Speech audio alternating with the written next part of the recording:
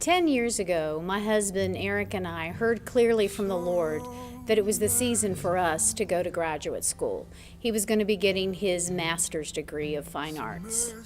In the process of this, we moved to a large city away from friends and family and our local church that we went to and were very involved in. I was also working in this city and commuting back and forth and had been there for about 3.5 years.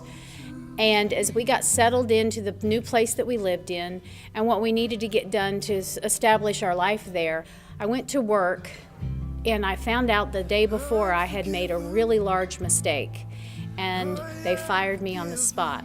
Long story short is there was no mercy or grace for me at all, and I lost my job immediately. This really affected me deeply. I think it would affect anyone, and I went into this state of depression and negativity and self-pity. Every time I heard a negative thought, I attached it to myself and believed it about me. This day and age, I truly believe we still hear the voice of the Lord, but we can also hear Satan's voice, our enemy. And we have to make choices on what we're going to believe and what we're not going to believe. And I made the choice to believe the enemy. And I got further and further in this pit of depression.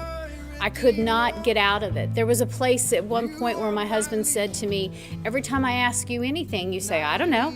I just don't know. And that was true. I didn't know.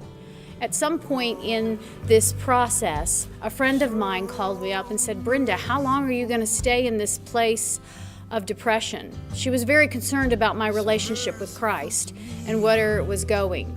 This really got my attention and made me very angry at the enemy.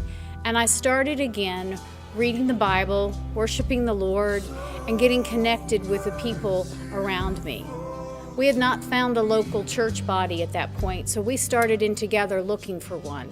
And little by little, I was able to make decisions and move forward from this place of depression to a place of victory and delight as I read the Word and believed it about myself. As I opened up the pages of the Bible and decided this is true about me, as I entered into worship and let the songs of how much that I love the Father and He loved me to be sung over me. Bottom line is, if you're struggling, I believe the Lord has a place for you to come out of that pit. Like it says in Psalms 40 verse 2, He's going to pull you from the miry pit and set you on a foundation that's strong and secure.